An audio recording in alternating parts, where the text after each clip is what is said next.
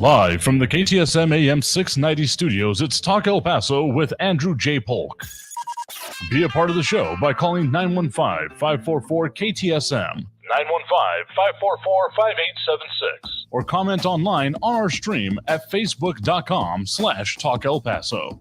It's 4 p.m. Mountain Time, and that means it's time to talk El Paso with Andrew J. Polk. Thank you all so very much for joining us here for Talk El Paso, airing live on News Radio 690 KTSM. I'm your host, Andrew J. Polk. Thank you for tuning in however you may be doing so, be it on air, online, live, streaming through the free and reliable iHeartRadio app, or joining us over on the various social media pages we're up on these days, facebook.com/Talk El Paso, the Talk El Paso channel over on YouTube, Twitter at Talk El Paso, or twitch.tv, Andrew J. Polk, Ida Beza Gardner, giving the example there already. Hello, and hand wave to you as well. And a lot of stuff to get into today. If you thought that the DA saga was over, I don't know what you've been paying attention to, because it certainly wasn't. The prelude, yesterday of a no-show in the courtroom shows up with one of the first public appearances that I've been able to find anyway in the last, let's call it weeks. Confident in saying weeks. From El Paso's district attorney in court today, but let's just say literally more questions than substantive answers. I guess if we call pleading the fifth an answer, then it matched up. But there were still plenty of questions that did not have a satisfactory. I'll call it that and confidently say so, at least from my perspective there.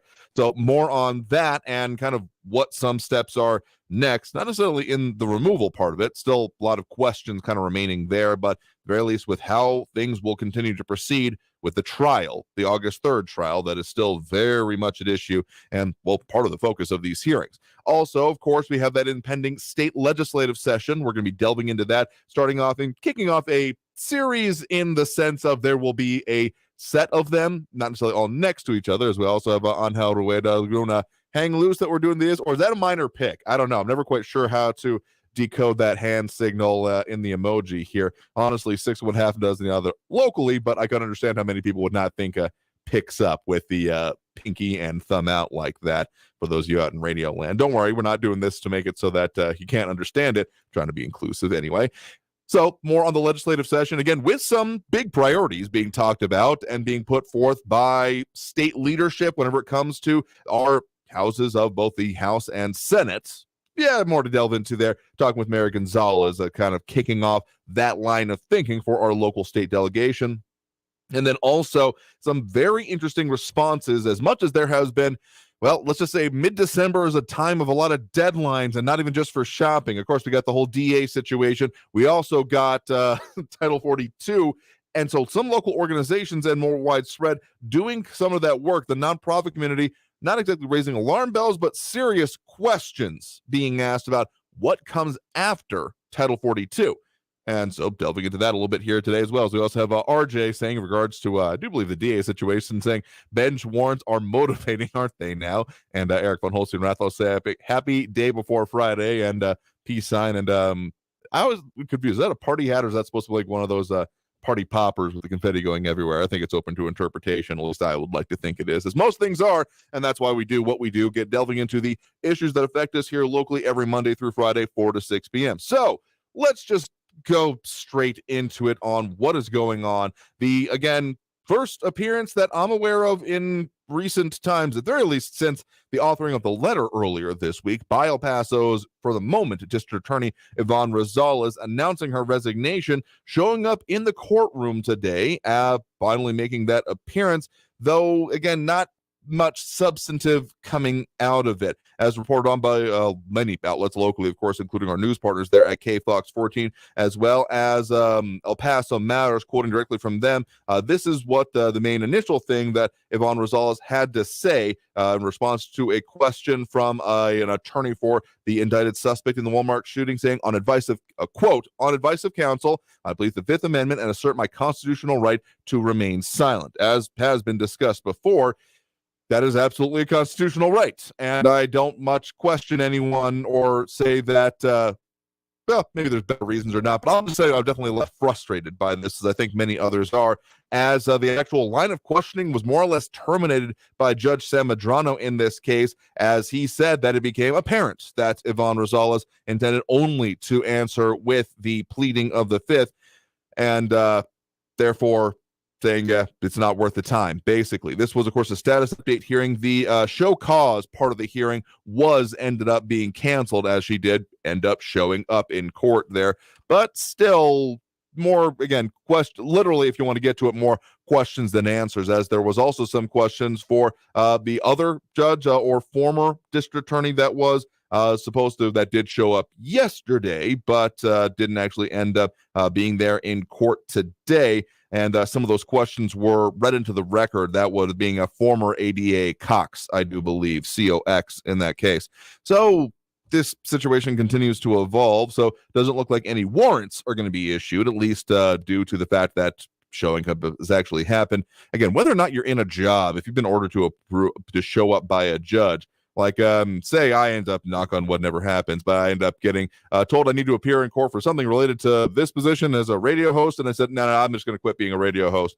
Yeah, I would imagine a judge would say, no, you're still going to show up in court, because we're talking about violation of orders. That's what this is all has been in relation to. Violation of the gag order. One substantive piece that we didn't kind of quite get to yesterday / was still ongoing as we were on air yesterday. So ask for a little bit of a leeway as we are still gathering the news and talking about it while it's happening. But one substantive thing that did come out of the hearing yesterday, because that was day one of this, I guess now 2-part hearing as we've had it, about if anyone violated the gag order, because you also might remember there was that mysterious / just really weird email that went back and forth reporting to be from the Hoffman-Roth family in relation to, again, their relationship to the victim from the August 3rd shootings. And, well, the judge did rule that the Hoffman family did not violate the gag order and basically did not send that email. So a lot of questions about what the hell actually did happen there, and without many substantive answers,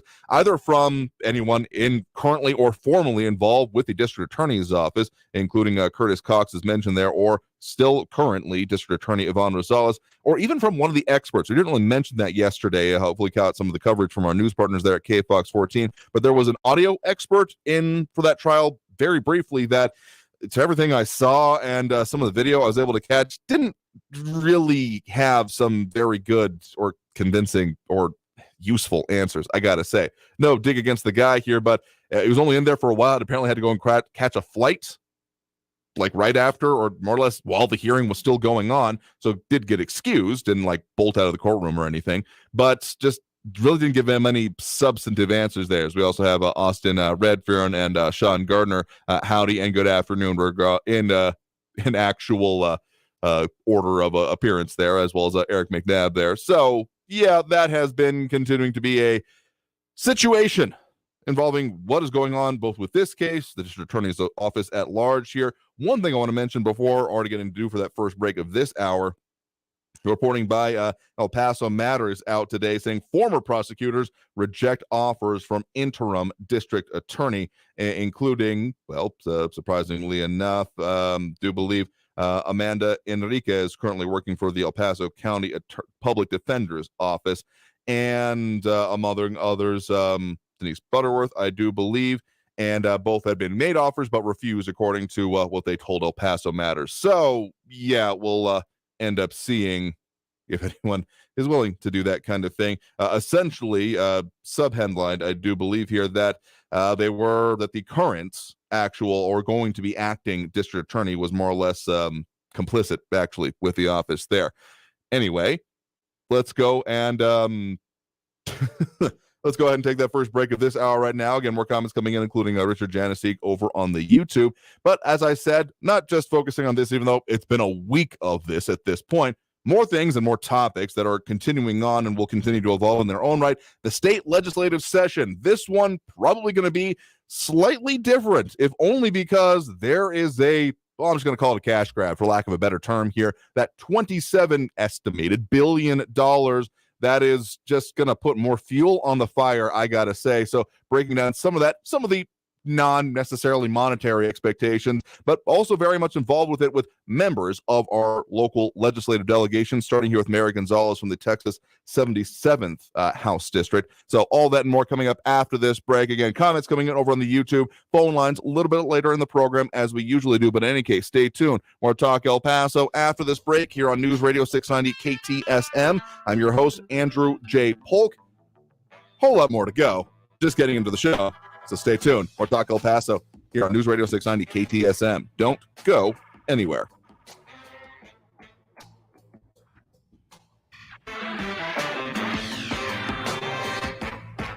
Traffic all day. News Radio 690. A little more stop and go on the I-10 westbound starting at Trans Mountain with 18-minute delays due to road work. Injury accident, George Dieter southbound after Rojas has police on the scene there and traffic is backing up. Injury accident, North Mesa Street at South Mesa Hills, and the Pan American exit ramp from northbound Border Highway still closed through the week for road work. Kerry Edwards, El Paso traffic. This report is sponsored by General Dynamics Information Technology. Join GDIT to make a difference impacting the lives of individuals and families. We're hiring bilingual Spanish-English customer service representatives with part-time opportunities available. Apply now at gdit.com/make-an-impact. Be advised, this is a once-in-a-lifetime chance to save thousands on a hot tub or swim spa. This weekend only, Friday through Sunday, El Paso County Coliseum. Be advised, this is a once-in-a-lifetime chance to save thousands on a hot tub or swim spa. This weekend only, Friday through Sunday, El Paso County Coliseum. 18-month interest-free financing. Our factories have demanded we sell 1,000 hot tubs and swim spas this weekend. El Paso County Coliseum. Huge factory incentives, factory rebates, this weekend only. El Paso County Coliseum. We can remove your old hot tub. Hundreds of hot tubs in stock, ready for immediate delivery. El Paso County Coliseum. Factory direct prices. Just relax and enjoy. El Paso County Coliseum. Friday, noon to 8 p.m. Saturday, 10 a.m. to 8 p.m. Sunday, 10 a.m. to 6 p.m. Enjoy free admission and free parking. El Paso County Coliseum. Call 855-SPA-SALE or visit spablowout.com. Help the planet with a tip from iHeartRadio Earth. Education doesn't just take place in the classroom. There are many ways for children of all ages to learn about sustainability and environmental education at home. Visit iHeartRadio.com/Earth for a list of resources, activity guides, and toolkits that are educational and fun for the whole family. Brought to you by iHeartRadio Earth and the National Environmental Education Foundation. To find more tips for smarter, sustainable living, or to take action in your own community, go to iHeartRadio.com/Earth. Hi, this is Joe Cordell with the law firm Cordell & Cordell. When the prospect of divorce becomes a reality, you need a partner that you can count on. If you're a man in this situation, consider contacting Cordell & Cordell. We've helped men navigate complex legal matters for 30 years. Contact Cordell & Cordell to schedule an appointment with one of our firm's Dallas-Fort Worth area attorneys, a partner men can count on. Offices in Dallas, Fort Worth, and St. Louis. Online at CordellCordell.com. That's CordellCordell.com. Kids dream big. Protect your child's dreams by keeping them healthy. If your son or daughter is age 11 or 12, the American Cancer Society recommends giving them the HPV vaccine to help prevent HPV cancers later. Learn more at cancer.org/dreambig.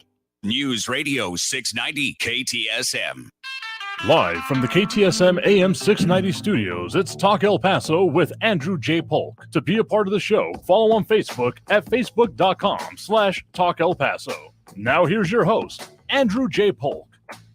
Thank you all so very much for joining us here for Talk El Paso, airing live on News Radio 690 KTSM. I'm your host, Andrew J. Polk. Thank you for tuning in, however you may be doing so, be it on air, online, live streaming through the free and reliable iHeartRadio app, or joining us over on the various social media pages. We're up on these days, facebook.com/Talk El Paso, the Talk El Paso channel over on YouTube, and Twitter and Twitch, similar names, similar titles, similar ways you can get at us. I mean, sure, Twitter's more of like a DM or respond to the tweet kind of thing, and we can't end up putting them up on screen like we can with most of the other ones, including related to the legislative session. John Browson asking what happened to the state of Texas rainy day fund, spending extra money one year and then next year it's not there. Politicians don't even know how to cut spending even in Texas. I mean, there is something to be said for the anytime you're in power you end up definitely spending. Yeah, that's been a theory and practice been happening nationwide-ish anyway. But there actually is the rainy day fund still exists, actually, but this is actually separate from that because it's not just what is put in there. There are certain maximums and minimums, according to the Center for Public Policy Priorities from the last legislative session.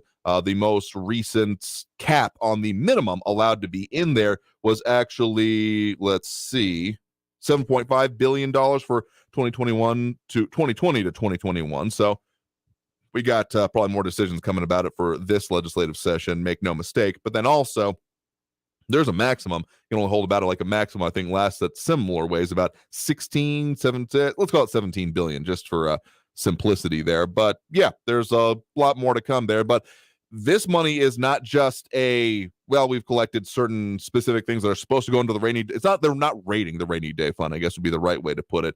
But there is still complications that come along with this and some other questions we'll get to here in just a bit. But in the meantime, we definitely want to get into that interview where I was able to speak a little bit earlier today with Mary Gonzalez, state representative representing El Paso, and I do believe, if I'm not mistaken, the 77th district.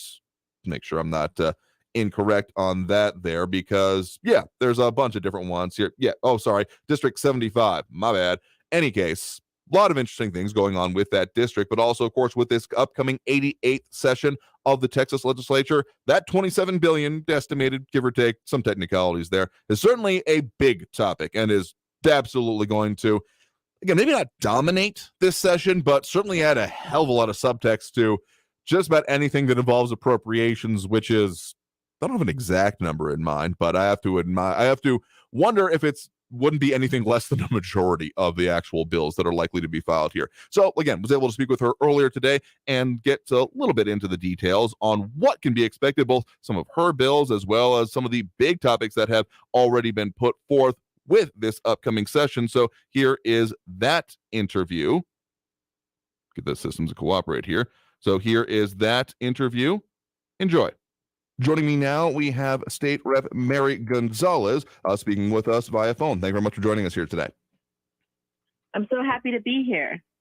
Absolutely happy to have you on, representing District 75 as you are, and kicking off a kind of a series in that we're going to be a number of these, not necessarily in order, talking about what is coming up for this session, because for anyone unfamiliar, this is Texas's mad dash of lawmaking that happens once every 2 years, taking up basically the first half of the upcoming year, though it has often, or sometimes anyway, stretched longer than that with special sessions. So this is the point in time, though, when legislation is not already being formulated, but pretty well having to be put to bed and ready to be submitted, particularly now. And you have submitted a number of bills already covering a few major priorities. And among other things, people may have heard about this session is that there's quite the bit of revenue that's going to be, a lot of pie slicing probably going to be happening with that. Some estimates put about $27 billion of a Texas surplus at the moment. So that, not necessarily a priority in and of itself, but certainly going to be impacting probably the way a lot of legislation is being written. So in your perspective, particularly since that you sit on particularly very relevant committees on this, what are your thoughts on how that will be a major focus this upcoming session? Well, I think that's all anybody can talk about right now, because it is a little bit historic to have excess revenue of the amounts that we have. And it's a great opportunity for us to fund things that we honestly haven't been funding for a long time. We know that our institutions of higher education have been underfunded. We know that our foster care system has been underfunded. And so this really hoping we can address these really critical issues.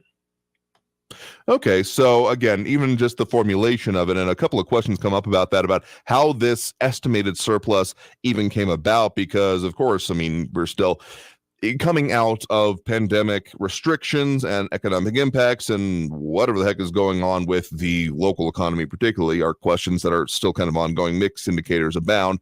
So when it comes to how to even think it's going to affect this tenor of the session, I mean, again, a lot of people probably going to be, I mean, there's been necessarily things written in years past and in sessions past that were not exactly unfunded mandates, I'm not going to say, but though there definitely were examples of such here. But now that we've got this, again, potential for a lot more funding to go with it, do you think that this will kind of maybe kick it up to another fever pitch level? Yeah, definitely. And, you know, a lot of the reason that we have, it's kind of like we have more money. The reason we have more money is because of inflation. So what ends up happening is even though we have more money, also the cost to run the government costs more now. And so our agencies are really being spread thin to do the work that they need to do for not only things costing more, but with an increased population. Yeah, it's absolutely here. So as you are the vice chair of the Appropriations Committee and a few different sub-chairs there as well in subcommittees, I mean, how are you even going to plan on tackling that for this? I mean, the budget is a big question because, of course, this is the one time it can really be addressed for the next coming couple of years. So what is going to be, at the very least, your philosophy as we move forward through that? Well, I mean, I've been on appropriations for years. And so we've already been hearing a lot of the things that we need to focus on. Like I mentioned, for example, higher education funding, flood infrastructure funding, water infrastructure funding, roads. I mean, there's still so many things, our foster care system. So I think the way I will approach it, and I think the legislature is approaching it, is we've known for a long time what we've been waiting or what we haven't been funding, prioritizing those. And there's some really urgent things like our foster care system. And then going from there, I know that the leadership obviously is talking a lot about property tax cuts. And so I think that will be a part of the conversation as well. But there's just, Texas is a big state, and there's lots of things they have to do. No argument there, certainly here. So getting into some more of your priorities, of course, here, you recently filed at least 13 bills. I'm sure more are probably in the works here. But in some of the ones that you have put forth so far with some decently low numbers, given how many hundreds, if not thousands, will be filed this session here. And at least one of the major priorities you put forth here is on education with a specific focus on special education, right? Yeah, I have a few special education bills. It's something that I hold dear to my heart, and I work with a lot of special education groups to think through some of the things we need. For example, helping kids with special disabilities have what they need in order to take the STAR test. I have things for inclusive childcare, so kids with disabilities have access to childcare. We have so many other bills that are central to making sure we're providing an equitable and inclusive education for our kids with disabilities. One of the other major focuses you also have here is on crime victims as well, including specifically House Bill 250, which would enable crime victims, especially victims of family and dating violence, to receive relocation compensation under the Crime Victims Compensation Fund. Yeah, so that's something we started last session, and we want to continue to clarify some of this. A lot of times there's lots of data around this that people will stay in dangerous situations because they just literally can't leave their homes. And so by providing relocation support, we're helping to keep some families safe. And then another one, particularly kind of related to this in a way, but in a different aspect, particularly on those of actual law enforcement and particularly federal law enforcement, of which we've had some conversation already. House Bill 96, which would allow removing Border Patrol agents and Customs and Border Protection officers' names from public property tax lists, protect them and their families from threats of intimidation or retaliation by cartels. Yeah, this one really came from constituents. I had multiple constituents for Border Patrol agents, and they noticed that other law enforcement officers are able to take their roles, their private information off the tax rolls so that they aren't targeted by cartels or human traffickers. So we are happy to work with our constituents on this bill. Again, if you're just joining us, guest right now is Representative Mary Gonzalez, Texas representative for District 75 here in Far West Texas in the El Paso area. Want to find out anything more about her campaign and things like that? Of course, there's the house.texas.gov site to find out some of the bills and the committees and other things. Is there a preferred site for that you like to have for your constituents for them to be able to find you?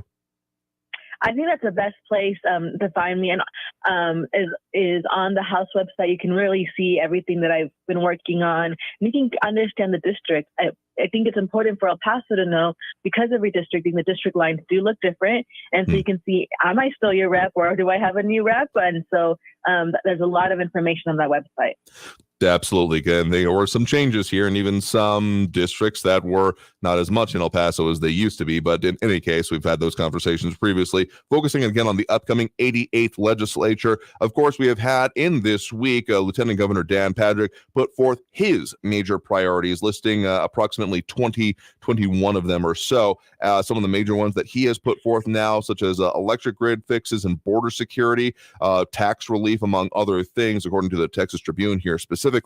And of course, we're talking about a different house. You sit in the House of Representatives. Lieutenant Governor Dan Patrick sits over on the Texas Senate. But there is a lot, let's just call it an outsized amount of control, given that if things aren't reconciled between the houses, they go nowhere. So what are some of the impacts that you see from these major priorities and how this will work for this upcoming session? You know, the House and Senate have always had different priorities going into session, and then we always negotiate through the 140 days over what gets across the finish line. As you mentioned, the Lieutenant Governor did say some of his priorities, property taxes, electric grid fixes, but there are also some things that he did say that are important that I think the House has already started working on. So, for example, school security and tightening, mental health investments, and higher education. So I think that while there are some places where maybe we haven't talked about it as much in the House, there definitely are some places of agreement, and I'm looking forward to working on those issues. Okay. And of course, given that there has been, not necessarily significant changes within general control of the House and the Senate coming out of these most recent elections here, now pronouncements that happened in the previous election cycle when it comes to the Texas House of Representatives about potential changes of leaderships, pretty much status quo there. There have been some different names having come up for different sessions, like a couple sessions ago was kind of known colloquially as like the Kumbaya session. The most recent one was kind of a pretty frantic one, given the fact that we're dealing with pandemic issues as well as multiple special sessions. It was kind of the year of the legislature is kind of the way I thought about it for 2020. And then this one, again, given that there's this extra bit of gas, basically already feeling like it's in the tank, even when it just comes to maybe this, again, I can't think of anything besides this mad dash is the phrase I use for the legislature in general, but just kind of kicked up to 11 this time around. What are your expectations for just the tone and tenor of this upcoming session? Oh, what a good question. And I'm totally going to steal the year of the legislature because that's exactly how I felt. My poor father, who helped me on our farm, I told him I'll be back in the end of May. And he's like, you didn't come back to October last time. So he's a little bit nervous about this session. Mm-hmm. But I do think, and I'm in Austin this week because we had a legislative budget board meeting. I think the tone is curious. A lot of people don't know how we're all going to come together after such a hard legislative year for the last session. Also, I think it's important to note there's lots of new members. And this is traditional after redistricting year. A lot of people retire. So we did have lots of people retire. And I think there's about 30 new House members. And that's a good chunk of people. Yep, definitely. And always the orientation process is an interesting one, whether it be state or federal, that I've gotten the chance to see both of here. I guess curiosity is an interesting way to put it, particularly since, again, going back to kind of one of the major exclamation points for this session heading up so far. Anyway, again, what Lieutenant Governor Dan Patrick has said, one of the statements I want to focus in on is what he's saying that based on that surplus amount of funding here, that, 20 some odd billion dollars that we're talking about here, that there might be a lot more forcing of priorities might be the not right way to say it, but looking at making more things than just the status quo, but actually transforming things. I mean, he has stated, quote, that there's an extraordinary opportunity, end quote, to shape the future of Texas. So it seems like that any of those maybe complementary systems might be focused on, but particularly any of those points of contention might really kind of be ramped up this time around, given that there's, again, just more gas in the tank. Yeah, I mean,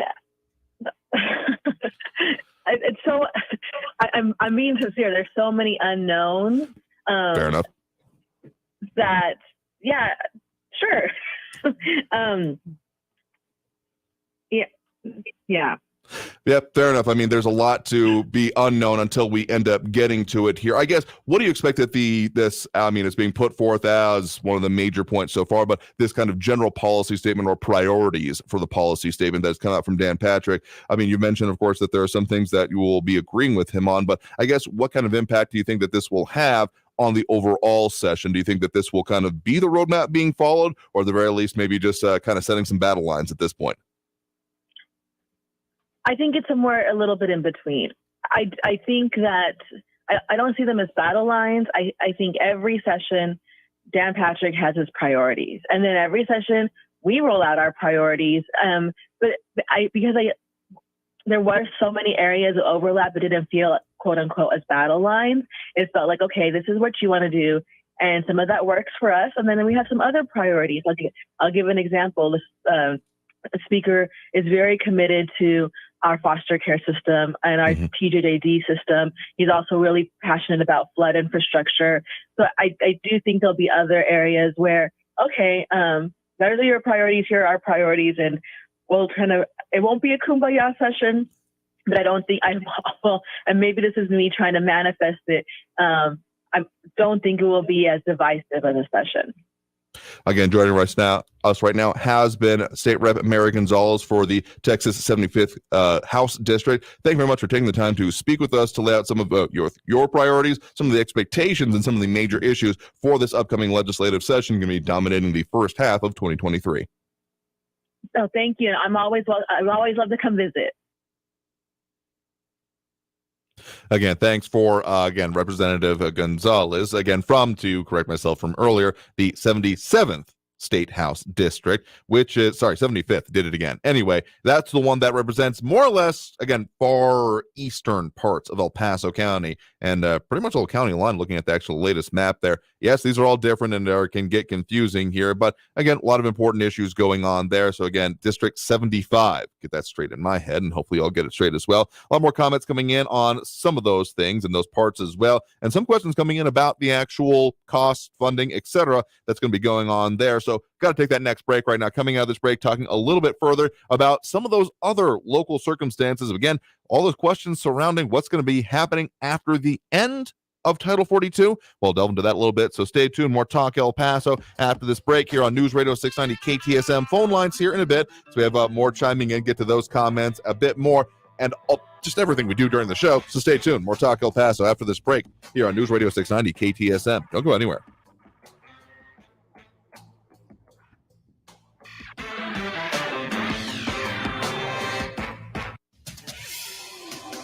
El Paso's News Radio 690 KTSM.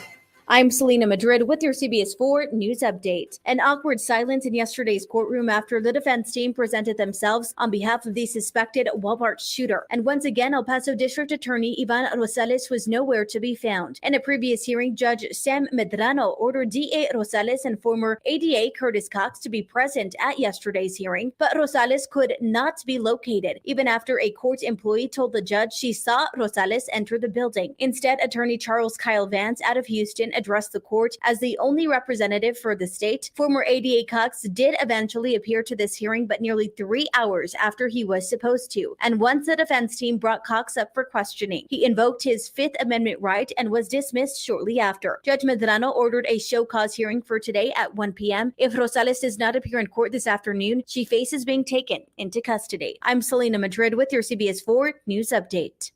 News Radio 690. Traffic all day.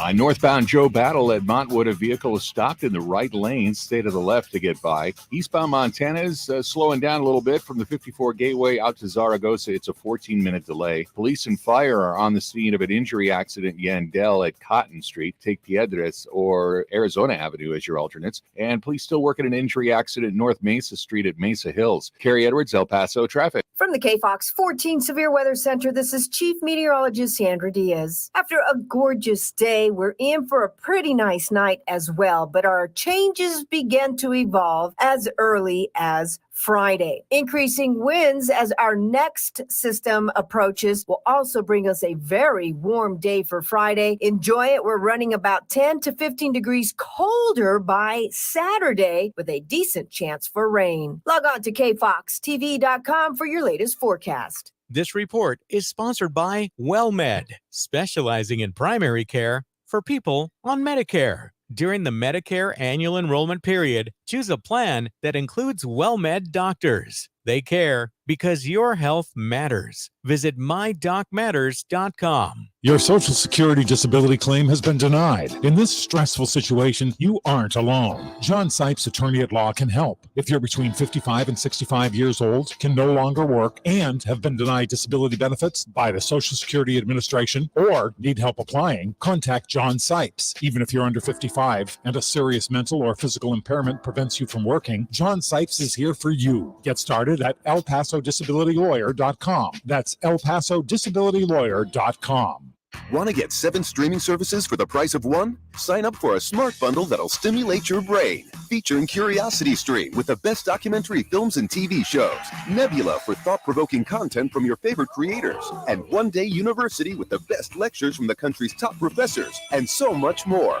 It's perfect for families with all kinds of interests and great content for kids. It also makes a perfect holiday gift. Now at 40% off, get all 7 services for only $3.50 a month. Sign up now at smartbundle.com. For the local issues and discussion you won't get anywhere else, turn to Talk El Paso, weekdays at 4 right here on News Radio 690 KTSM, brought to you in part by the El Paso Community Foundation. Sound off on what matters to you, Monday through Friday, 4 to 6 p.m., and let's talk El Paso. Join GDIT to make a difference impacting the lives of individuals and families. We're hiring bilingual Spanish-English customer service representatives with part-time opportunities available. Apply now at gdit.com/make an impact. This report is sponsored by General Dynamics Information Technology. News Radio 690 KTSM El Paso. Live from the KTSM AM 690 studios, it's Talk El Paso with Andrew J. Polk. To be a part of the show, call 915-544-KTSM or follow on Facebook at facebook.com/Talk El Paso. Now here's your host, Andrew J. Polk. Thank you all so very much for joining us here for Talk El Paso, airing live on News Radio 690 KTSM. I'm your host, Andrew J. Polk. Thanks for tuning in, however you may be doing so, be it on air, online, live streaming through the free and reliable iHeartRadio app, or joining us over on the various social media pages we're up on these days, facebook.com/Talk El Paso, the Talk El Paso channel over on YouTube, Twitter at Talk El Paso as well, or twitch.tv, Andrew J. Polk. Facebook, YouTube, Twitter, and Twitch. That's all you really need to know is where we're at. Look for us under Talk El Paso or Andrew J. Polk on those there. And a lot of comments coming on some of these situations. So as we have Edgar Ortiz on board there. And some of the spending things being mentioned as part of this. Lorenzo Colon saying a little bit earlier in the interview saying, well, all the first-line workers in CPS are getting a bonus in January. I'm going to doubt that that's going to be anywhere near $1 billion, much less the $27 billion, but those are the kind of things that could be a part of it. RJ asking, I'm just going to call it a spicy question about certain workers of a nature, saying they were cheaper. How do they save money? Essentially, what came in is, well, as Representative Gonzalez mentioned there, from the 75th House District for Texas, going to get that right eventually, saying that, inflation was a part of it, so there was more taxes being done on it, so it will make, money doesn't go as far as it used to. So, but still $1 billion here, $1 billion there, you start talking real money, particularly when you're at the state level. So that's why these might be being sought by some, including essentially the statements coming out from the lieutenant governor as a transformational session. We will see. And that's definitely one of the things we'll be paying attention to. But another one being mentioned there, Eric McNabb saying that Greg Abbott took money from our foster care system to finance his publicity stunts. Again, I don't think we're quite at that amount of money either. At the very least, it wouldn't be saved if that were the case there. So don't think I'm going to buy that particular analysis either. But some more comments coming in, including at least one. Okay, I thought one came over from the Twitch stream, but maybe a little bit later. Again, you can make comments on all those here. But one other thing I want to make sure that we mention at least a little bit before we end up we're already overdue for that next break right now, is that a lot of questions, there's too many questions out there about what comes next. Again, my crystal ball is as cloudy as ever, but a very interesting, I'm not going to exactly call it alarm bells being sounded, but concern certainly here from a group including it's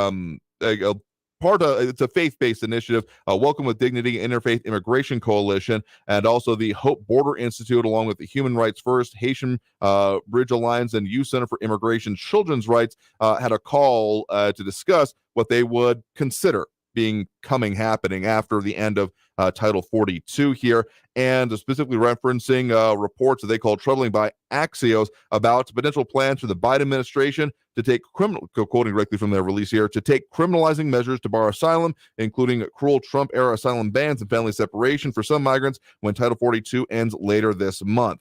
So, again, this is a faith-based perspective on a lot of this here, and a lot of this does come from some speculation, but I will say that Dylan Corbett, Executive Director for the Hope Border Institute and previous guest on the show, said that, quote, "For decades, the strategy of the U.S. government here on the border has been expensive, blunt, and ineffective. We've invested over and over again in a massive program of deterrence, detainment, and expulsion. We've learned really well how to treat vulnerable people on the move more and more like criminals, now to include asylum seekers." So essentially, my takeaway from this and some of the other statements, including some of those other organizations mentioned here, such as Human Rights First and others, all under the Interfaith Immigration Coalition, a broadly pro-immigration type of groups here, so take that for what you will, that they're expecting more, well, essentially draconian measures to potentially be put into place. Now, of course, with the end of Title 42, I mean, whether or not it will be able to be ordered or not, as much as I have said that the Biden administration might be thinking, well, maybe they want to keep it around because then it's applied some political cover potentially.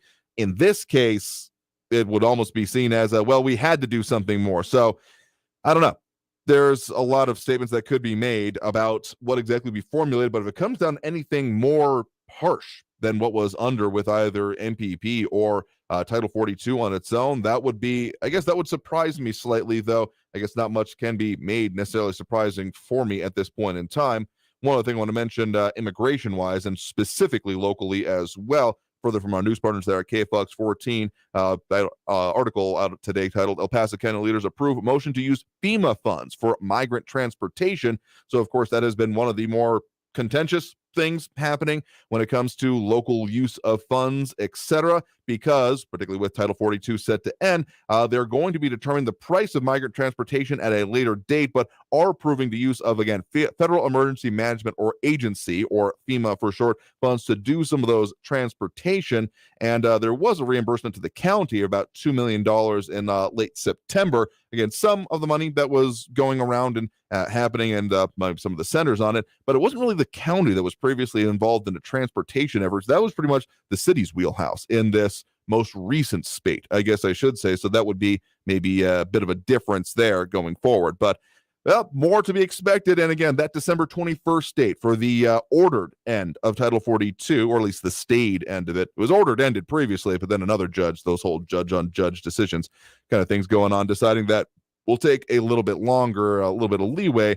and still seeing some significant numbers happening in our region, including, of course, CBP saying they're seeing an average of about 1,760 migrants a day as of most recently. So, yeah, it's the situation to be determined. Angela Reda saying that what's going to happen is that you'll see more immigrants walking the streets around the bus depot and to and from the airport, or sleeping in the airport, as I saw on my most recent trip there. I think some of the local rulings happening there about being able to stay there for approximately 24 hours or so. So entirely possible, seems, as part of it, as there have even been more of those provisional releases happening in our area. Anyway, let's go ahead and take that next break right now. Some of the major topics going on in and around and affecting our region right now. And of course, we want to hear what you all have to say. So we're opening up those phone lines right now. If you want to get on the line, the number to do so, as always, is 915-544-5876, 915-544-KTSM. Back after this break with more Talk El Paso here on News Radio 690 KTSM. Stay tuned.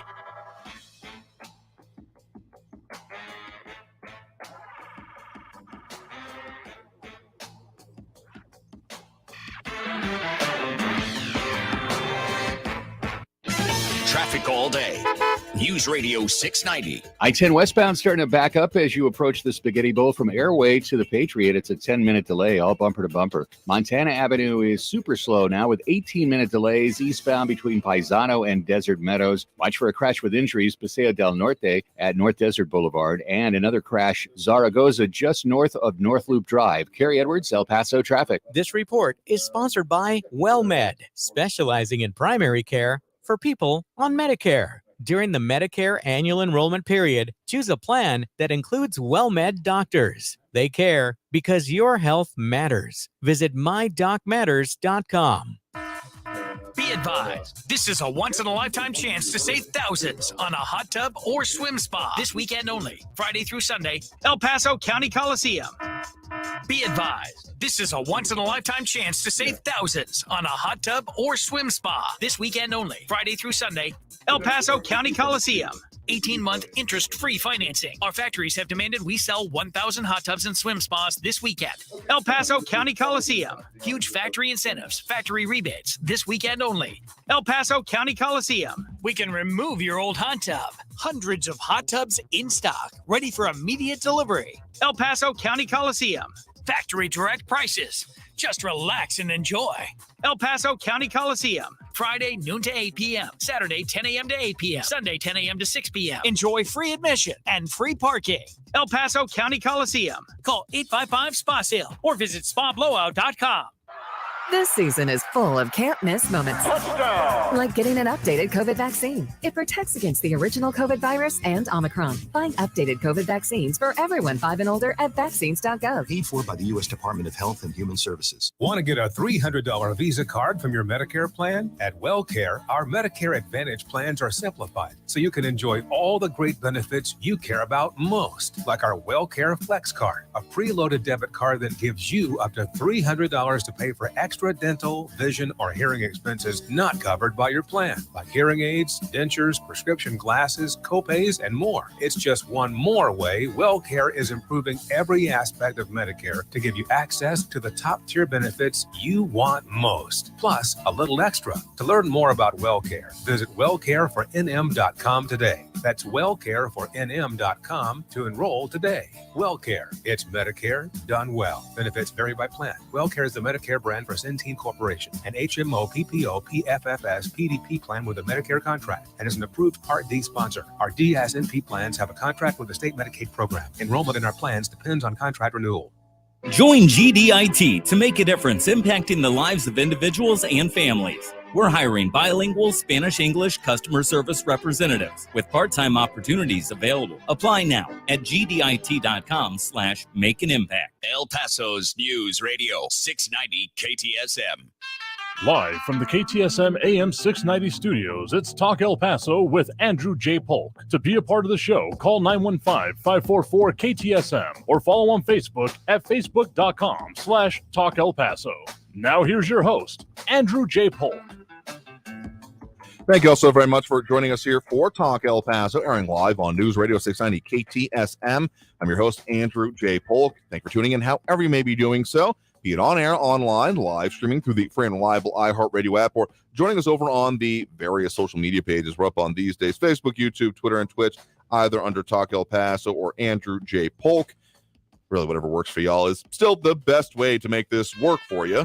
Keep going with it if it does. That's the point is. But if you need another one, those are the pages. I know some things happen with accounts, and well, we'll see how long we're up for on Twitter here. Because at the moment, though, we're not doing any blue check marks apparently anytime soon. Doesn't seem like.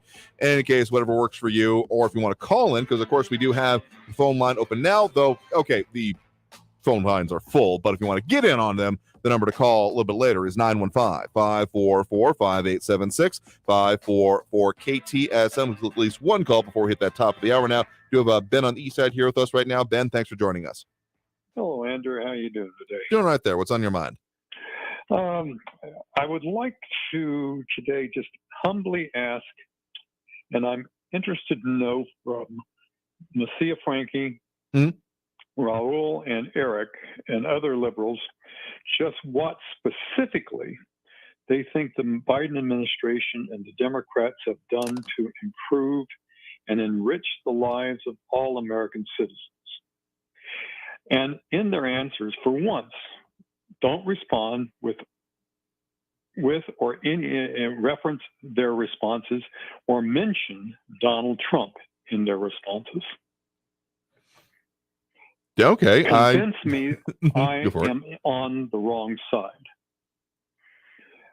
Also, I would like for Messiah Frankie to identify the specific quote from Rex Tillerson that he references when he issues his warning to me. There are a lot of quotes that the internet references when I look him up. So I'm wondering what specific quote is he referencing? No, I get what you're saying there. And having received some emails from him on the subject and what he said yesterday on that point here, that one I can feel confident in answering, put words in his mouth. But let's just say it's the one that I can't repeat on air. Let me just put it that way. Referencing his impressions of the former president, I think, is the main one. So I don't think it's necessarily meant as, again, not trying to put words in the mouth, as a warning to you, but more as a response to what you usually sign off with. Okay, I would really like to hear specifically from him, though. Okay, and so it won't be in my mind anymore and everything. One of the things was it said that he was a moron, and if they think I'm a moron, that's their opinion, and that's fine. But I would like to know what specifically he means, okay? What specific quote he's talking about. Put this behind us once and for all. And as usual, let's go, Brandon. And stay safe, stay well. God bless. All right, you too as well. Thanks for the point in the call. You have a good one there. Thank you. Bye-bye. All right, appreciate that. And with that, we will go ahead and take that next break, hit that top of the hour there. More comments coming in here, including talking about Facebook character limits. Okay, maybe we'll have to do some research on that. Honestly, didn't even know that was an option there. But let's just say that the conversation continues on, and I call it the Thunderdome of comments for a reason. But let's go ahead and hit that top of the hour break and get ready for the second hour of the program. Yep, we're on for it today. Don't worry. And back with more of your comments, calls, everything we do at this point during the show. So again, if you want to get on that line, the number to do so is 915-544-5876, 915-544-KTSM. Back after this break with more Talk El Paso here on News Radio 690 KTSM. Stay tuned.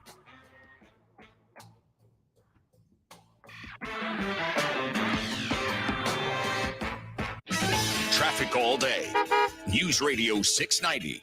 I-10 westbound starting to back up as you approach the Spaghetti Bowl from Airway to the Patriot. It's a 10-minute delay, all bumper to bumper. Montana Avenue is super slow now with 18-minute delays eastbound between Paisano and Desert Meadows. Watch for a crash with injuries, Paseo del Norte at North Desert Boulevard, and another crash, Zaragoza, just north of North Loop Drive. Carrie Edwards, El Paso traffic. Mom, Dad, let's talk. Before you know it, I'm out of here. I want to go to college. Or start a business. My allowance ain't gonna cut it. Ooh, sorry I said ain't. The UNest app puts smart investing tools right in the palm of your hand. And with the UNest gifting link, friends and family can contribute to your child's account. Start investing today. Download the UNest app from the App Store or Google Play. See terms and conditions at unest.co. That's UNEST.co. For more than 20 years, the Window Depot has provided the best price and the biggest inventory on in-stock vinyl windows. And now, the Window Depot is more than a window store, offering homeowners and contractors a one-stop warehouse offering interior and exterior doors, granite quartz countertops, in-stock cabinetry, and skylights to finish your project. Their team of professionals will help with everything from free kitchen design to custom orders from leading manufacturers like Milgard and Geldwin. Order online or find a location near you at thewindowdepot.com. Text and work. Text and pretend to work. Text and act surprised when someone calls you out for not working. Who, me? Text and whatever, just don't text and drive. Visit StopTextsStopWrecks.org. A message from NHTSA and the Ad Council. Stay informed at KTSMradio.com. I am a veteran. I spent 2 years alone and homeless. As America's veterans face challenges, DAV is there. My victory was finding the support to get back on my feet. DAV helps veterans of every generation get the benefits they've earned. I'm a veteran. When I got out, I felt like nowhere was safe. So veterans can reach victories, great and small. My victory was finding the help I needed. Thanks to DAV, now I feel like I'm human again. Support more victories for veterans Go to DAV.org. Freedom of speech lives here. To me, freedom of speech is being able to say anything you want. El Paso's News Radio. 690 KTSM. News on the hour and a half. Traffic and weather all day. News Radio 690 is KTSM AM El Paso, an iHeart radio station. NBC News Radio, I'm Tammy Trujillo. The market is closing mixed ahead of Friday's jobs report. The release of the jobs report tomorrow will give investors a better look into the Federal Reserve's plans in changing monetary policy when it comes to fighting inflation. Yesterday, Fed Chair Jerome Powell said the bank will start slowing down the tightening. At the closing bell, the Dow Jones Industrial Average lost 194 points to 34,395. The S&P 500 fell by 3 points to 4076. The Nasdaq rose by 14 points to 11,482. The Senate is approving legislation to avert a rail strike. The chamber voted 80-15 in favor of the bill that was passed Wednesday by the House. The measure now goes to President Biden for his signature. Biden and bipartisan congressional leaders stressed that forcing the agreement through was necessary to avoid a major blow to the economy. Biden told reporters Thursday a strike would have triggered a recession. The Supreme Court will hear arguments on the Biden administration's student loan forgiveness plan. Lisa Taylor has more. The court, in a brief Thursday, said it would hear arguments in February with a decision soon to follow. The plan will remain paused until the court issues its decision. The plan gives federal borrowers earning less than $125,000 per year up to $10,000 in debt relief, with additional relief for Pell Grant recipients. I'm Lisa Taylor. Police think the University of Idaho killings last month were targeted. 4 students were killed in an off-campus house. Investigators say they're not sure whether the residence was targeted or the individuals. Police have said similar comments in the past, but have yet to identify a suspect or find the murder weapon. There are already a lot of Tesla vehicles on California roadways, but soon drivers will see something new from the electric car company. Pepsi is confirming on Twitter that they'll soon use Tesla semis in the Central Valley. PepsiCo says they're confirming the electric big rigs will support their Frito-Lay plant in Modesto and the PepsiCo beverages plant in Sacramento. You're listening to the latest. I'm Tammy Trujillo. The old state capitol in Springfield, Illinois will always be associated with former President Barack Obama. Perry Williams has more. Governor Pritzker and others gathered yesterday to dedicate a historical marker on the grounds of the old state capitol to Obama's 2007 and 2008 presidential campaign announcements. To me, this marker is a reminder that one of our favorite sons brought a message of hope that resonated at a crucial time to people all across the world. Obama was a U.S. Senator when he announced his bid for presidency from the old state capitol in 2007. I'm Perry Williams. Federal prosecutors are being given until February to evaluate all the evidence against the man accused of attacking House Speaker Nancy Pelosi's husband. David DePape was in court yesterday, more than a month after police say he broke into the couple's San Francisco home and hit Paul Pelosi with a hammer. In the state case, a preliminary hearing will go on as planned in 2 weeks.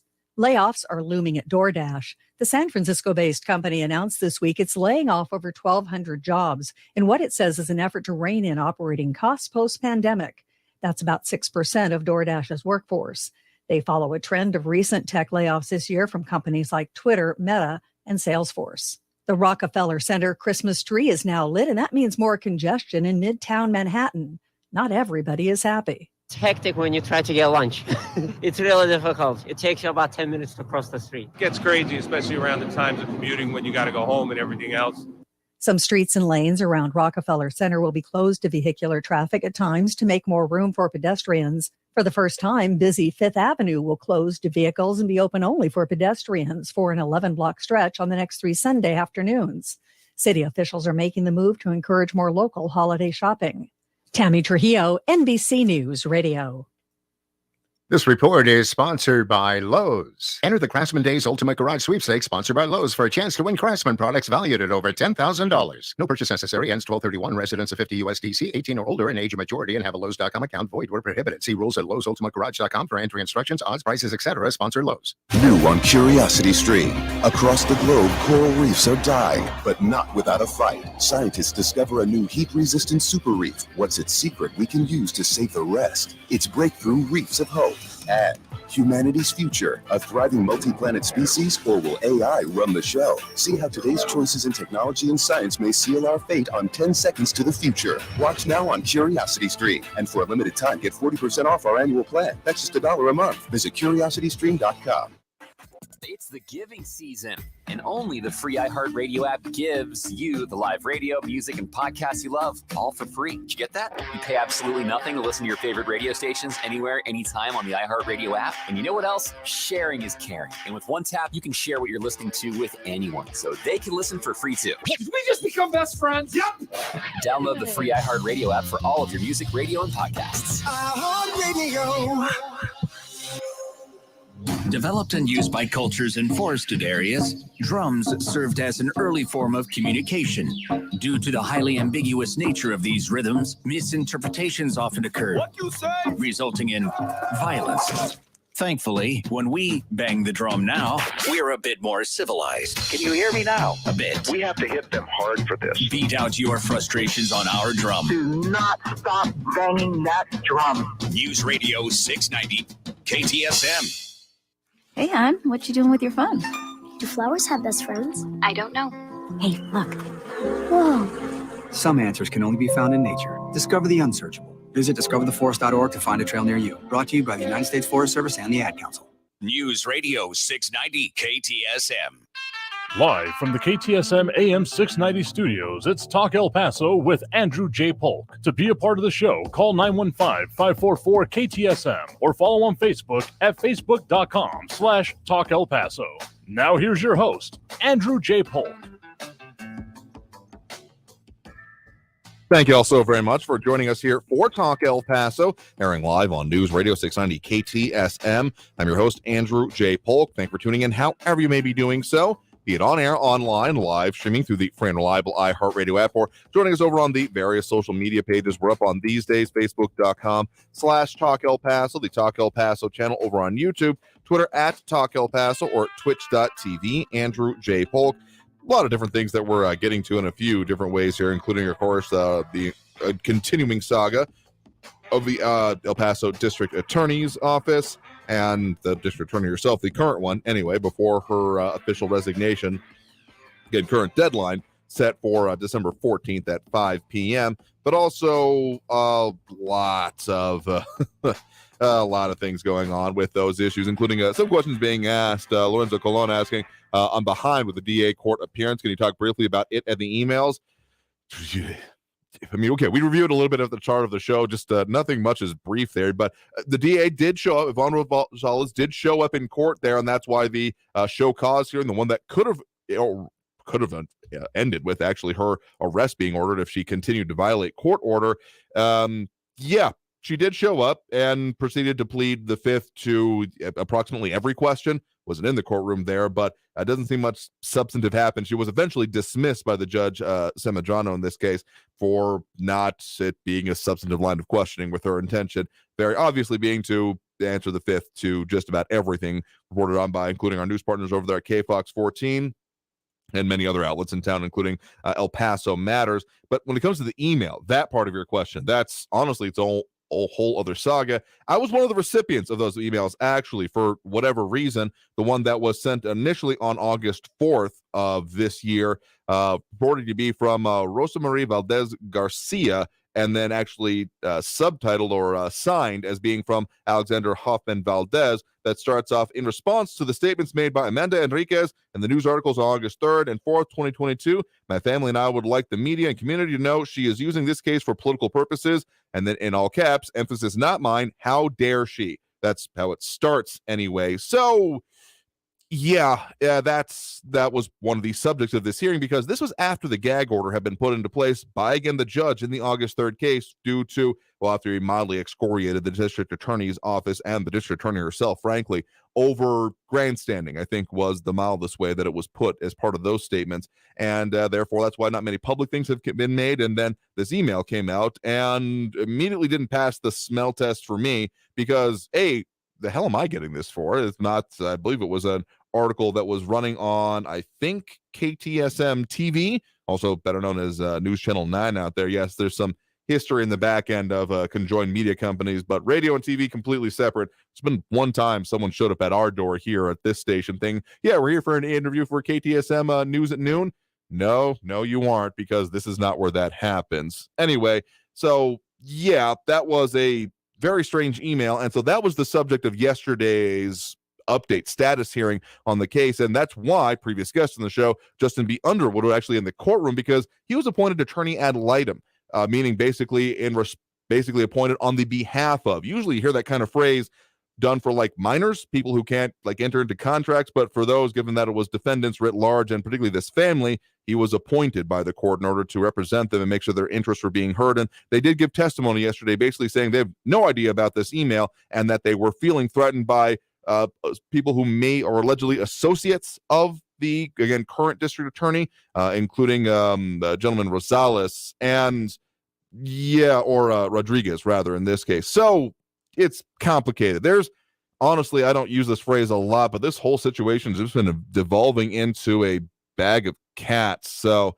I don't really know. Like it's just hard to keep a track of all the particular parts of it. But thing that happened today, Rosales did show up in court. Yvonne Rosales, current district attorney, did show up in court and pleaded the fifth to most of the things. Curtis Cox, former assistant district attorney and was one of the lead prosecutors on the August 3rd case, did not show up today, but more questions were read into the record that he also pleaded the fifth to pretty much everything yesterday, to my understanding as well. So that's not exactly in short what's going on there, but best the review I can on short notice. And our phone Holstein Rathel is saying, don't insult cats in this case here. Okay, fine. Hurting cats, does that feel better to you? Because I feel like it would have about the same amount of success in this case. Anyway, let's go back to those phone lines. I hope that answers the question as best I can as well. There's some other debate going on about pay-per-view debates going on here. Listen, if I ever start like an actual like paid channel here, maybe it'll just be Flame Wars and we'll just finally lean into that here. But in the meantime, we're trying to have discussion about what we have actually affecting us here in the borderland. So let's get back into that.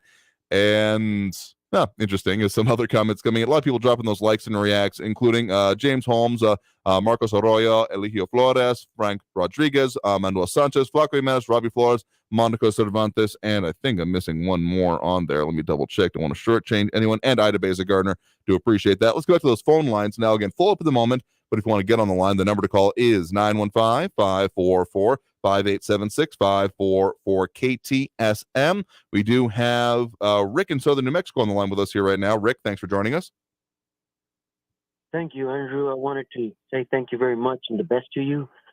Appreciate that. What's on your mind? I wanted to make two comments. The first one about this Rosales whole thing. Mm. It is just a big waste. I don't want to rehash over anything. I wouldn't be surprised. She's a demon. She's a demon crap. When issues are brought up, the demon craps run away, or they can't even hear facts, or they can't even hear truth. They answer a different way. And that other gentleman that said that requested the demon craps to address something without the psychosis of Trump, that's impossible for them. It's somebody that's sick in their head mentally. They're addicted and they can't even. They'll always be that way. That's kind of the first one. Mm-hmm. Second one, Andrew, is real fast. I didn't say thank you for this opportunity and thank you for having me. Sure. And thank you very much for this show. It shows El Paso the psychoticness of the demon craps. It really does show. So anyhow, this is it's really off of everything. I have visions, whether people want to believe visions or not. This is what I have seen. And oh yes, before I say this, when I do speak, I have called before. Someone knows me, and the demon craps, that's all they know how to do is threaten or extinguish a different idea other than theirs. And I have been threatened every time I call you, which has been a long time. I haven't called probably 5-6 months. And today, I know I will be threatened. And they are the violent ones. They are the evil ones. That's why they're demon craps. Now, off of that now, this is the vision that I had. All these little problems, all these local things and national things, are really irrelevant. This is what I saw, Andrew. You know, all the equipment, all our stuff that was left in Afghanistan, those jet fighter planes, all left over there. I think they have like 86 or something like that, less than 100. But jets, American jets. What I saw was these American jets coming in April and May, sometime in between there. This is a premonition and a prediction. They are going to attack the United States, and United States people are going to see U.S. jets throwing bombs. And they're going to think that the American Air Force are bombing us, which is going to be false. Then what's going to happen is they're going to shoot out, the real American jets toward the Afghanistan American jets, and then they're going to scramble transmission, and the American jets will see the Afghanistan American jets firing upon the other American jets, and they'll be scrambled, and they won't know who's who. So this is what is going to happen. I saw this very clearly. I trust myself. My life has been this. So everybody be ready. All these problems that we talk about now are going to be totally irrelevant. Totally. And when this happens, I sure hope the demons craps get what they deserve, especially those three that seem to be, you can see they have a psychotic problem. That Eric, he talks a little like mentally off. And then the other two, Cranky Frankie and Fool Raoul, they talk so psychotic. You could just any psychologist would see it. I have a degree in psychology. I can clearly see. But I know I'm going to be threatened after this, Andrew. I know I'm going to be threatened. That's all they know how to do. But that was my message I want to give to everybody. And I don't know if I will talk with you. This might be my last transmission because I get threatened way too dangerously and way too close of where I am. I am in an isolated place, and I still get these threats. So I want you to know this happens, Andrew. And I thank you again for letting me be on this and everybody being on it. That's what the Demons Craft Problems is. They want to extinguish anybody that has a different idea, different thinking than them. Get rid of them. They're this and they're that. It's very, very sad. But I thank you again for this opportunity, Andrew, and I wish you the best. And I hope maybe someday I will transmit one more time. Well, thank you again for this moment. Certainly. Andrew. So appreciate the point in the call. You have a good one there. Thank you. And let me just say right at the start there, anyone threatening someone else based on what they have as their own sincerely held beliefs and talking about it, that's never going to fly. It's unacceptable at any level here. So anything resulting in that is it's beyond misplaced. There's a lot of other words I can think of that here. But let me just say that, I think some estimates, including from CNN and others, do put the actual amount between like 73 and 78 total aircraft from the U.S. that were put in Afghanistan, left behind here. But having actually talked with some people involved in some of those things and actually having seen the photos and verified from being at the Hamid Karzai International Airport in Kabul as part of the withdrawal here, anything that could be used, yes, there were some jets. I think most of them were like Cessnas, actually. Like 33 militarized Cessnas. And so I guess I can see that, at least some interesting comments coming in here, including Flaco Jimenez saying that would make an interesting movie here, potentially here. I could see that as like a Tom Clancy thriller, but to my understanding, and I haven't been there, but seeing the evidence that I've seen about it, that they were very much disabled because, well, frankly, for the implications of a situation like that, because the idea of not even just the weapons that the U.S. had procured and given to the then Afghanistan government being lost and being now subsumed into the Taliban, travesty enough on its own, but given the speed and damage which can be done with aircraft platforms, if that had been a part of what was left in any operable fashion, even if they weren't physically removed here, it's long been the case that, there was some of the MRAP style vehicles and others that were left in places like Iraq and Afghanistan, that the idea was that it would be more expensive to try and ship them back than it would be just to destroy them there and make them and build new ones here, essentially, which is not a logistics factor that I understand, but apparently it makes sense. Point is that, they didn't want that situation to happen. So until evidence comes to the contrary, again, I see your vision of it there, but let's just say I'm not going to hold my breath on that one till something actually comes out with it and some more interesting comments coming up there, among other things. So, with that, let's go ahead and take that next break right now. And some other interesting comments, including if this was actually a Twilight Zone kind of thing here. Anyway, let's go ahead and take that next break right now. We got more calls on the line, and we'll keep getting to those. You are, of course, tuned into Talk El Paso, airing live on News Radio 690 KTSM. I am your host, Andrew J. Polk. More to talk about, more to get into, and more to discuss that affect us here in the borderland and beyond. Talk El Paso, continuing after this break here on News Radio 690 KTSM. Don't go anywhere.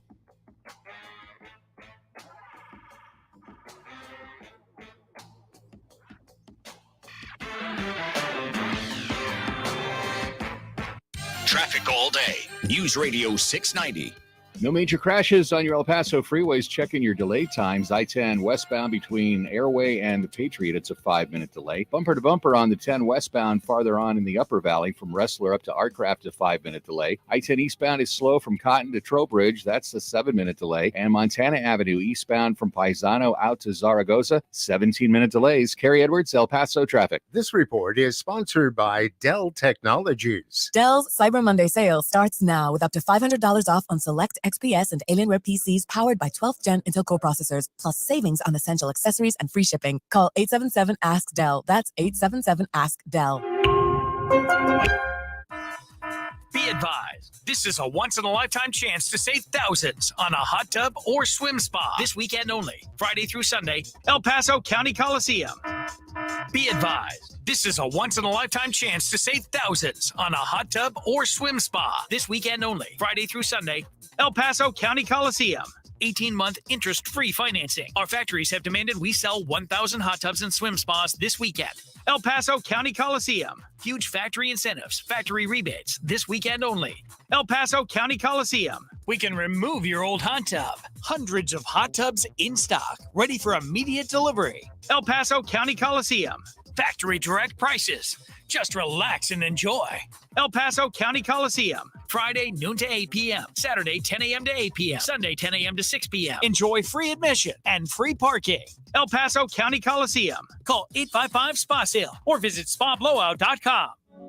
Research shows listeners prefer a personalized experience. So to help you remember, Liberty Mutual customizes your home insurance. We personalized this ad for Amber, who really misses boy bands from the 90s. Hey girl, I'm the cute one, here to tell you how Liberty Mutual customizes your home insurance so you only pay for what you need. I'm the heartthrob. The only thing I love more than you is saving. And I'm the other boy in the band everyone forgot about. Just happy to be here.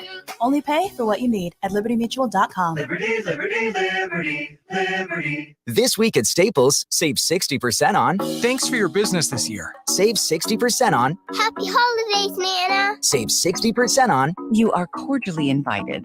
Right now at Staples, you can save 60% on custom printed holiday cards and invitations. So you can say, thanks for a great year. Happy holidays. Or come on over, all for less. For everything you need printed this holiday, go to Staples, the working and learning store. In-store and online. Ends 12/3. Exclusions and restrictions apply.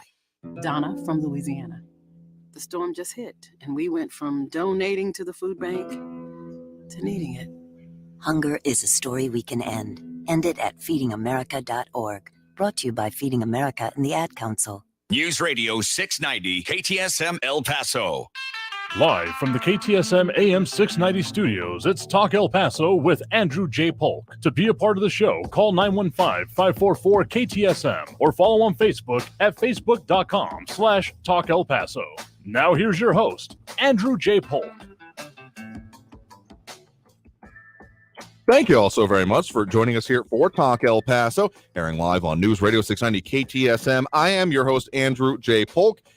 Thank you for tuning in, however you may be doing so, be it on air, online, live streaming through the free and reliable iHeartRadio app, or over on our various social media channels. It's one of the reasons we do this. Calvin Williams asking, how is El Paso doing? Stuck in the cold state of Michigan at the moment.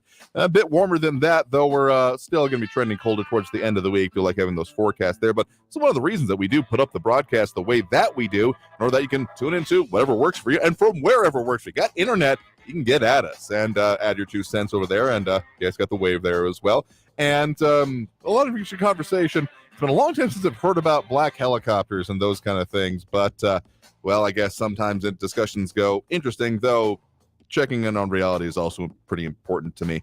Anyway, we'll still take on those comments and concerns and those kind of things. And that phone number to call, as always, is 915-544-5876, 544-KTSM. We've getting back in order here, Raul in the Northeastern line with us here right now. Raul, thanks for joining us. Hey, Andrew, that last caller, what a nut. I'll bet him a meal at his favorite or my favorite eatery that doesn't happen, okay? Totally crazy. I'm surprised you didn't say for what it's worth. No pushback, very little pushback on that. On bumbling Dr. Ben. I'm going to answer his question with a quote from Newt Gingrich. Now, a little bit about Newt Gingrich. As you recall, he was a co-author and architect of that Contract on America, and he was a major leader in the Republican victory back in 1994 that ended a 4 decades long Democratic majority in the House. But during that period of time, the cheating hypocrite was having an affair while impeaching Clinton. How about that, huh? And then the former history college professor became a big Trumper. The man with 5 kids from 3 wives, all of whom he cheated on with porn stars and Playboy bunnies, and 24 accusations of sexual assault and 1 accusation of rape. Now, this is what Newt Gingrich had to say on President Joe Biden. Republicans must learn to quit underestimating this president. Conservatives' hostility to the Biden administration on our terms tends to blind us to just how effective Biden has been. Biden's team had one of the best first-term off-year elections in history. Now, how about that, huh? Now, here's something else. I want to know, why don't we have a law yet that prevents people who were impeached twice, refused to show their tax returns, stole nuclear secrets, had dinner with Nazis, and incited an insurrection from being president? We should have a law to prevent that. It's just too way open, the way it is. The founding fathers couldn't have imagined a scumbag like Trump, who broke all kinds of conventions and traditions and protocols. It just goes on and on. I mean, and how about the Republican Party's nominee for U.S. Senator in Georgia, this Herschel Walker character? Now, this moron lies as much as Trump and is accused of paying for several abortions. But I guess that's all right with the Republicans now, because all they really want is power. And he lied about graduating from the top of his class in college when he, in fact, dropped out of college. What has gone wrong with that party? I mean, they've had a lot wrong with him for a long time, as far as I'm concerned. But it seems like they have devolved further and further and further to Donald Trump, a traitorous moron who organized and planned a coup on the Constitution and Congress at the Capitol. Unbelievable. I don't think you're quite meeting Ben's challenge there to describe what you like about the guy without bringing up the former president there, since it was kind of the Trump sandwich there. But let me say this. I think it's also important to note that the statements you're making, there's reported on by, among others, Market Watch here, that still opposes Biden's policies, but says it would be a mistake to underestimate. I mean, particularly given that I was in D.C. back in 2010 when we had the Tea Party wave come into during the first term of the Obama administration, and it was very much a different feel. I mean, both in the town at that time, having been back there and walking the same halls of power as I was at that point in time, but still, got to admit, it hits a bit different here. And yeah, anyone pursuing power simply for power's sake, often, I mean, they may have short-term successes. That much has been appointed and proven in the fields of history in the long run, but doesn't end up working out that well for really anyone involved here. Because if you just want power for power's sake and not we can actually do with it, there's a reason we focus on policy on this program. Because sure, I mean, there's actually a sticker out there that I think I meant to get on one of those Black Friday sales, probably sitting in an abandoned online shopping cart of me, that says pro good things, anti bad things. Like, if that's all you're putting forth when it comes to a platform, sure, you might convince someone, maybe just enough to get into office that way, but you got to have some meat under the sauce there. It can't just be a ketchup sandwich. Otherwise, people are going to notice. So I think that's one of the, what it really comes down to, because I think people, whether they really understand what policy is or how it impacts them or not, if it's a nothing burger, they start to realize it eventually. So you can fool some of the people some of the time, but you can't fool all the people all the time, is definitely what it ends up coming down to here. So, I mean, we'll see what happens in Georgia. I think calling any of that a done deal in any direction would probably be a mistake at this point in time, even if I thought as much as, who was it, RJ thought that the election music was going away. Oh, it's definitely not, by the way. Second day of early voting going on. People of El Paso, if you're in districts 1, 6, and 8 for city council. But also, I'm still getting those campaign texts from way too many that have now pivoted to donate to my campaign, donate to the Georgia campaign of insert preferred party, ally here, or why you should donate against the opponent I don't like here, kind of things. I'm still getting those texts here. I've never really unsubscribed from them because I kind of like knowing what's going on with them, but there might just be too many anymore here. So, tell you what, we got to take that next break right now. Coming out of this break, get into more calls on the line here. I think if you want to get on the line, that number to do so is 915-544-5876, 915-544-KTSM. Back after this break with more Talk El Paso here on News Radio 690 KTSM. Stay tuned.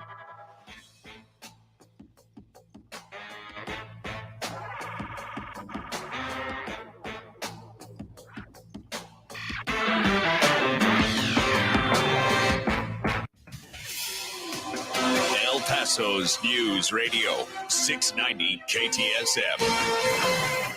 I'm Selena Madrid with your CBS 4 News Update. Yesterday, the Battle of I-10 took place at the Pan American Center in Las Cruces, but this year, spectators had to go through metal detectors to get inside. The decision to install these metal detectors comes after a deadly shooting in Albuquerque the night before a basketball game against New Mexico, or known as UNM. As we've reported, police say an NMSU basketball player was lured into an ambush where he was shot. Investigators say he killed one of his attackers as he ran away. Now, police say the shooting sparked by a fight at an NMSU football game last month. And while NMSU does not have a clear bag policy in place right now, the university says bags will continue to be checked thoroughly as people enter the arena. And of course, always remember, you can stay up to date with what's happening in our area and across the nation, all by signing up for our CBS 4 newsletter. It's easy and it's free, and we'll send it straight on over to your inbox. Just head on over to cbs4local.com/sign up to get started. I'm Selena Madrid with your daily news update. News Radio 690.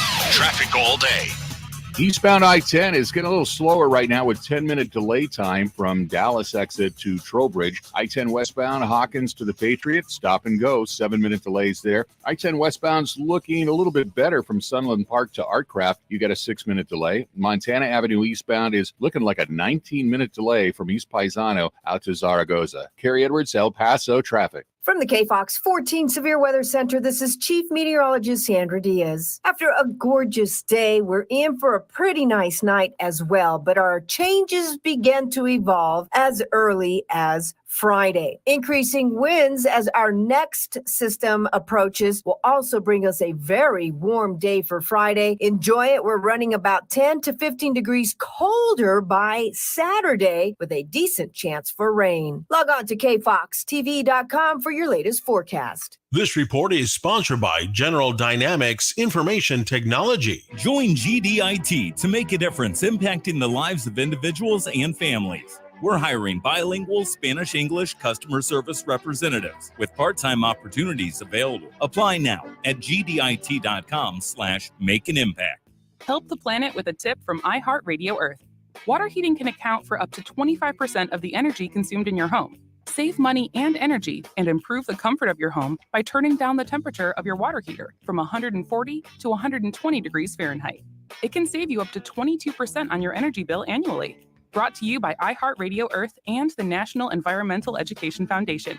To find more tips for smarter, sustainable living, or to take action in your own community, go to iHeartRadio.com/Earth. Your Social Security disability claim has been denied. In this stressful situation, you aren't alone. John Sipes, attorney at law, can help. If you're between 55 and 65 years old, can no longer work, and have been denied disability benefits by the Social Security Administration, or need help applying, contact John Sipes. Even if you're under 55 and a serious mental or physical impairment prevents you from working, John Sipes is here for you. Get started at ElPasoDisabilityLawyer.com. That's ElPasoDisabilityLawyer.com. For the local issues and discussion you won't get anywhere else, turn to Talk El Paso, weekdays at 4 right here on News Radio 690 KTSM, brought to you in part by the El Paso Community Foundation. Sound off on what matters to you, Monday through Friday, 4 to 6 p.m., and let's talk El Paso. Where do holiday happenings take over every aisle? Lowe's, actually. Experience Winterfest at Lowe's and save on gifts like a Craftsman 243-piece mechanics tool set for $99, valued at over $600 if purchased separately. Offer valid through 12/7 while supplies last. This report is sponsored by Lowe's. El Paso's News Radio 690 KTSM. Live from the KTSM AM 690 studios, it's Talk El Paso with Andrew J. Polk. To be a part of the show, call 915-544-KTSM or follow on Facebook at facebook.com/Talk El Paso. Now here's your host, Andrew J. Polk.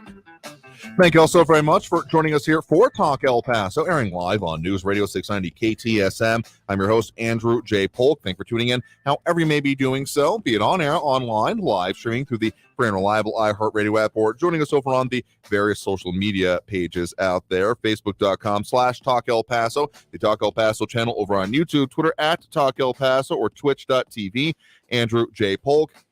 A lot of comments coming in over on all those here. One I wanted to make sure to mention here, Ed Clore, and a somewhat more serious tone than some of the previous comments anyway, I'll say is mentioning a good follow on YouTube is Monkey Works, WERX. He tracks all flights in and out of the U.S. and all of the world, including flights in and out of Biggs, Ukraine and Russia, Guantanamo, and all cargo shipping. I mean, there's a whole field out there of OSINT, open source intelligence, because as much as big data may be a conversation going on, there's a whole lot of information out there that's available. In fact, I was driving around the other day. I wasn't the one driving, was being driven around the other day. And I mean, in the position where we are in our station here, I get a decent view of a lot of helicopter traffic, can hear it for the most part. Yes, even through these more or less soundproofed walls, sometimes less.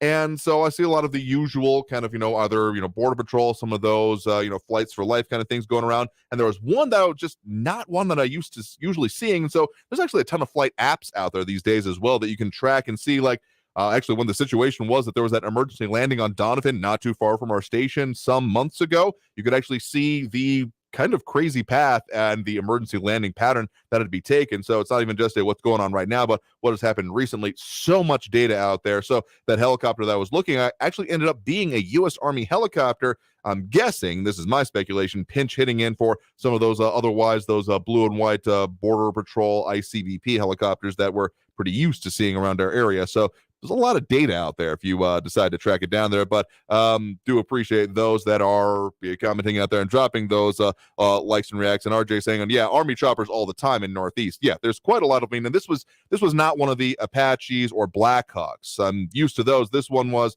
Should have to go see if I can figure out what date that was, because you're going to even look back into history with these things here. So, I mean, there's a lot of interesting stuff here into that kind of thing. I know there's the whole tail spotters out there that sometimes do that kind of thing, but dropping those likes and reacts that we do appreciate over on the social media. Lorenzo Colon, Matt Olson, Ambra Banda, Calvin Williams, James Holmes, Marcus Arroyo, Eligio Flores, Frank Rodriguez, and then also, if it's already, Monica Cervantes, Ida Beza Gardner, and more. Do appreciate it in turn. And Ed Clore mentioning flightaware.org and Flight Radar 24 are good apps. I would agree with that certainly here. So let's get back to those phone lines here, squeezing into what we can before the end of the program.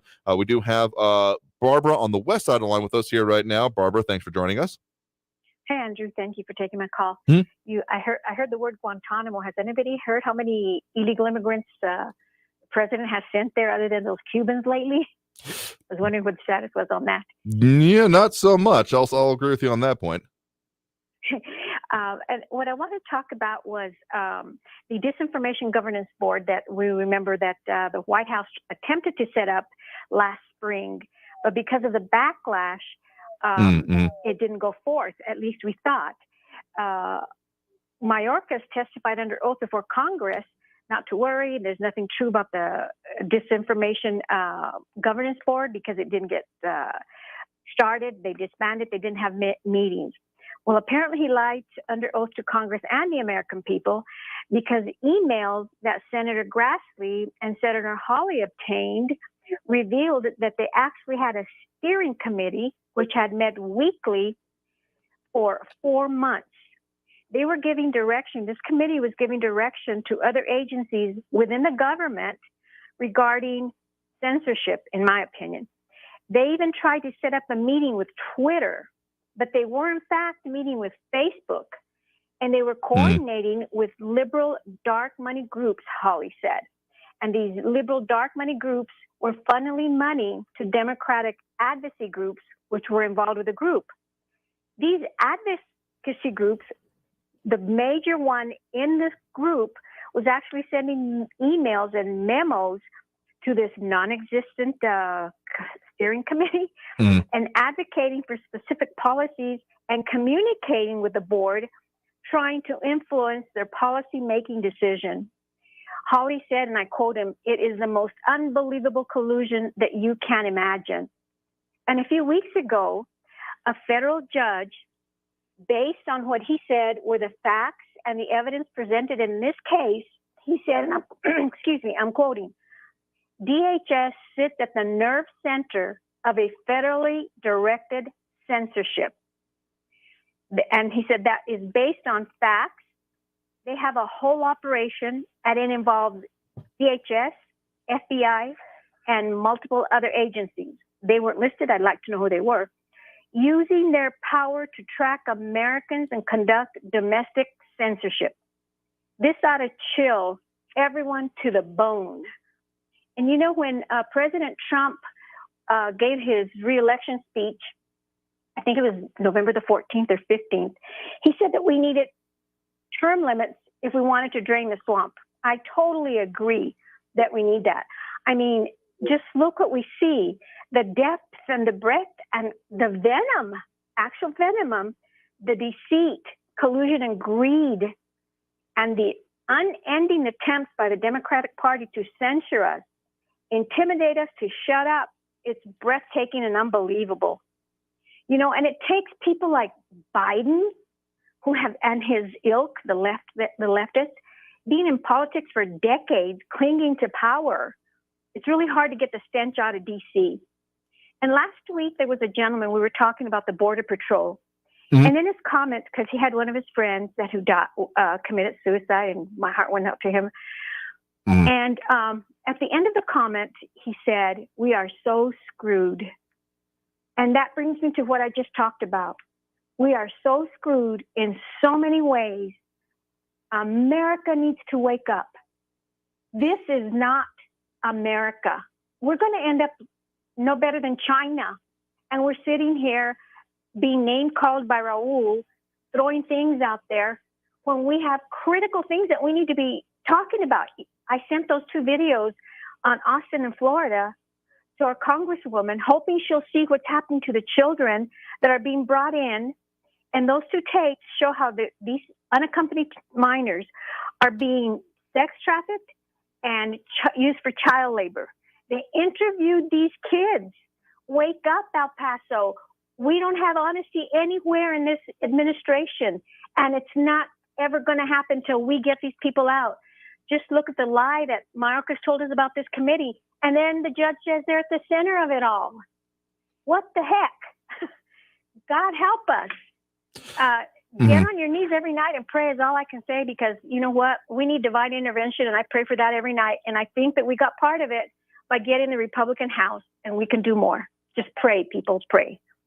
Thank you, Andrew. Oh, and as for what's his name, Frankie, if he quit enjoying his alcohol or do you, I don't know, you do refer to it as liquor, he might know that I do call 2-3 times a week. So anyway.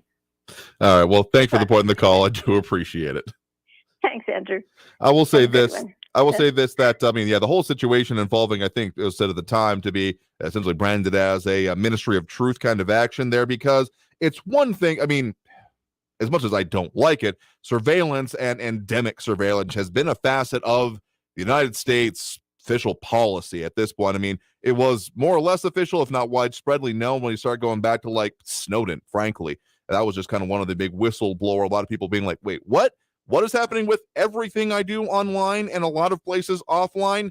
Yeah, that has been a factor, but moving into therefore making decisions on it or about what content can be allowed, yeah, censorship would be another level. I'll agree with you there. So I guess, not knowing the specific report you're quoting from there, I wouldn't be surprised that particularly Facebook, as much as yes, we're on that platform and the show, or digital part of it anyway, more or less originated there. I guess I'm not surprised that they would be very interested of, even if it's not totally officially being done, kind of backdooring a policy like that. I mean, look at what they said during the otherwise public hearings about please regulate us, like not exactly their words, but they held up a sign and gave a tagline to what happened of those hearings about, what's going on the platform, what they allow, what they don't, what the problems are, those things. Essentially, kind of my takeaway from it was please regulate us so that we can instead lobby you on it, as opposed to actually having to come up with rules ourselves. That was kind of my big takeaway. So I guess I'm not surprised that that would be something potentially being pursued by the back end of it. I mean, there have been some serious L's happening lately from Meta and those things about them spending billions on the metaverse and just not working out. I mean, as much as a lot of digital wealth and ideas. I mean, look what's happened to crypto recently.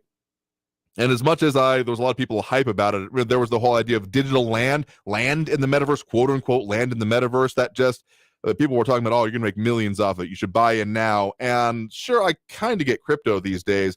That sounded like just a step too far removed from reality to me to be able to buy into. And yeah, it does not appear to be working out. A lot of these kind of digital only companies, or primarily digital, including like it looks like happening to Carvana right now, is another thing I'm paying attention to. If you don't have actual skin in the game, actual groundwork, actual brick and mortar to a certain extent, things may not work out that well for you. So Facebook looking to, and again, Meta as a whole looking to reverse that. Again, I guess it doesn't surprise me that they would be interested in continuing that, but I don't know.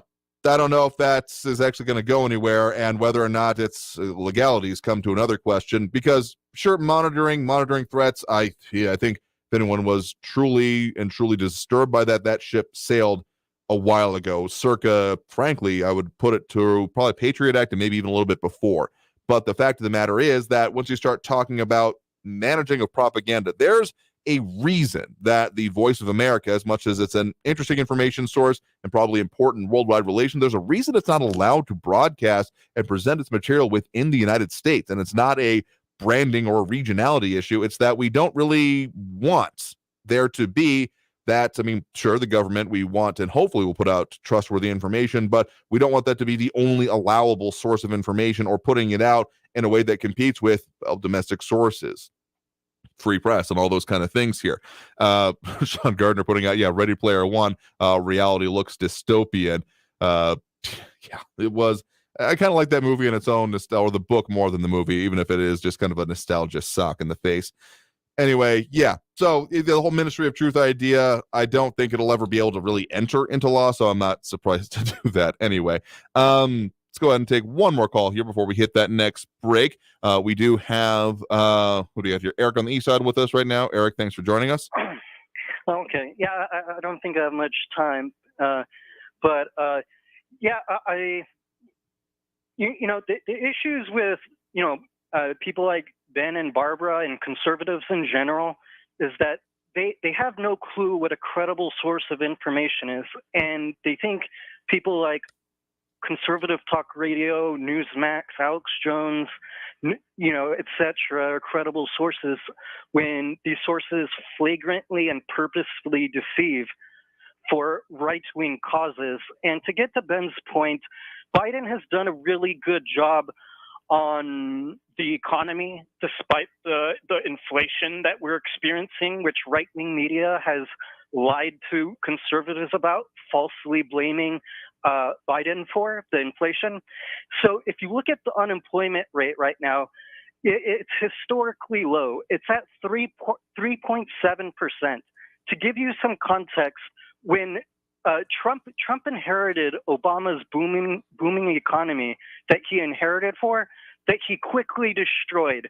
The unemployment rate was 6.4% when Biden took office, and now it's 3.7%.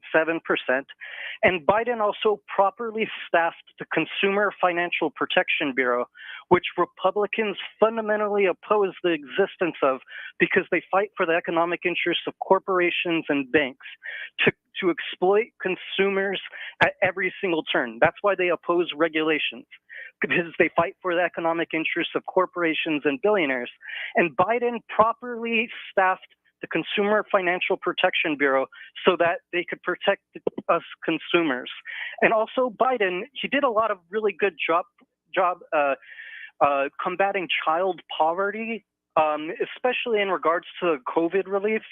He provided child tax credits, which were really important for a lot of families. I don't have kids. I didn't benefit from it, but I know it made a really big difference in Americans' lives across the entire country. And he also fought to increase the SNAP food benefits for children, for economically poor children. And on greater issues, which conservatives are going to disagree with me on because they blindly oppose science, and conservatives misinform them about what science says about masks and COVID protections. You know, Biden saved thousands of lives through his COVID policies that Trump would have never instituted or fought for. Trump was pushing conspiracy theories about masks, social distancing. He was every single thing the medical community was saying at the time. Trump was saying the complete opposite. Biden did everything the medical community was recommending, and that saved lives. That is an objective fact. And also, Biden passed the historic infrastructure bill, over $1 trillion that's going to repair roads, bridges, and create an infrastructure for future generations that we need. Trump ran on that, and he controlled every branch of government and couldn't pass it. Biden was able to get bipartisan support for that bill, which is over $1 trillion.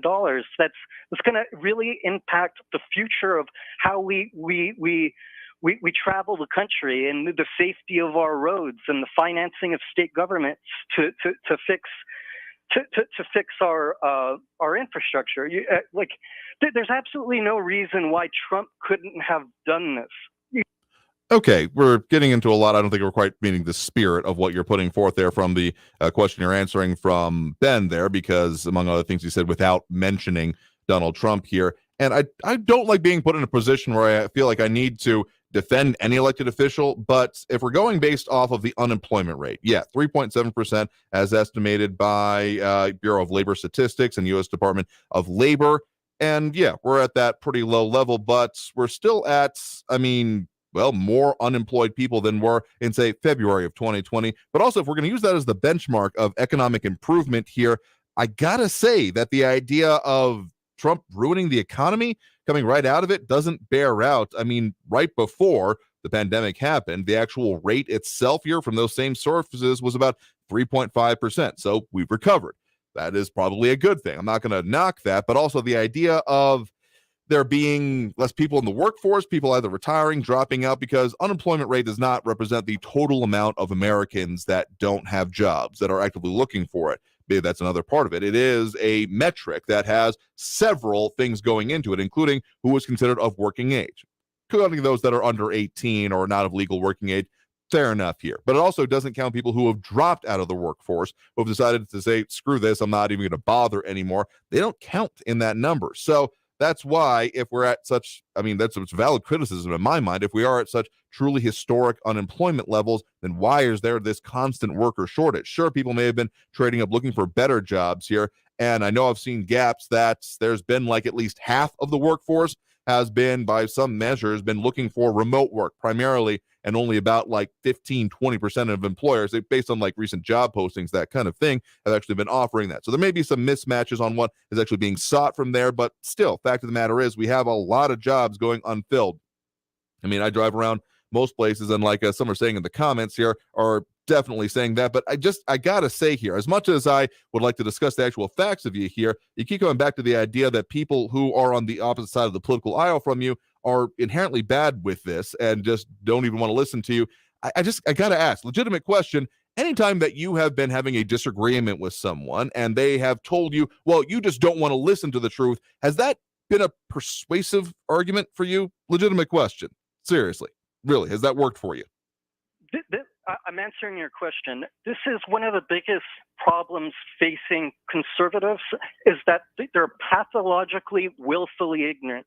They refuse to consume sources or logically defend their positions in good faith, including you. You're bad faith almost all the time. And so seriously, you're gonna go with this, and they keep calling everyone strawmanning you when you say that, well, you want genocide or that you're a white supremacist, and you're gonna call these good faith things? Seriously, legitimately. And by the way, no, that wasn't really answering my question. Do you find such things of people labeling you bad to be persuasive? Do you? Seriously, do you find that persuasive in your own life? Seriously. It's extremely important for people to be self-aware that they're just ignoring data and information and confirmation biasing their views like you do. Oh my God, it's so funny that you bring up confirmation bias. You know what? I actually got something for you here. We're going to take that break right now, but I've been looking at it for a while now, and I finally went out and got it because it was on sale for Black Friday. These critical thinking cards, I think I'm going to start using them as we get here, because we're going to start talking about the cognitive biases and logical fallacies. We're just going to start playing a poker hand with this here, because you're going to call it good faith when you're literally labeling people who have had, say, concerns about the way this country will be going as white supremacists. White supremacy exists. It's a bad thing, but trying to lump everyone in with that you disagree with is not even just a disservice to the idea of it and the danger that comes from that ideology and the idea of fascism in general, but it dilutes it. So okay, got me going on there for a second. We're going to take that next break. Coming out of this break, till we got coming up for you on the show here. So thanks for the point in the call for what it's worth here. But if you're just wanting to yell at people that disagree with you, none of us need to be present for that. You can just go in the street corner and have a grand old time yourself here. Taking that next break. Stay tuned. More Talk El Paso after this break here on News Radio 690 KTSM. Stay tuned.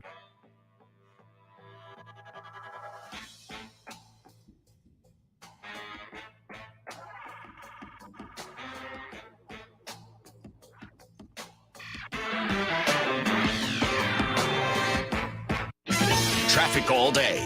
News Radio 690. A stretch of stop-and-go traffic on the I-10 westbound right now from the Hunter Viscount exit to the Patriot. 10-minute delays. I-10 westbound again in the Upper Valley. Sunland Park up to Artcraft. That's a 9-minute delay. I-10 eastbound Franklin through the Spaghetti Bowl to the Trowbridge. That's an 11-minute delay. On the Spur, Liberty Expressway eastbound from the 54 Gateway over to the Loop. That's a 15-minute delay. Kerry Edwards, El Paso traffic. This report is sponsored by General Dynamics Information Technology. Join GDIT to make a difference impacting the lives of individuals and families. We're hiring bilingual Spanish-English customer service representatives with part-time opportunities available. Apply now at gdit.com/make-an-impact.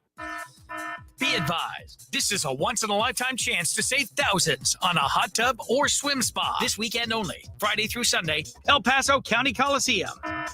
Be advised, this is a once-in-a-lifetime chance to save thousands on a hot tub or swim spa this weekend only, Friday through Sunday, El Paso County Coliseum. 18-month interest-free financing. Our factories have demanded we sell 1,000 hot tubs and swim spas this weekend.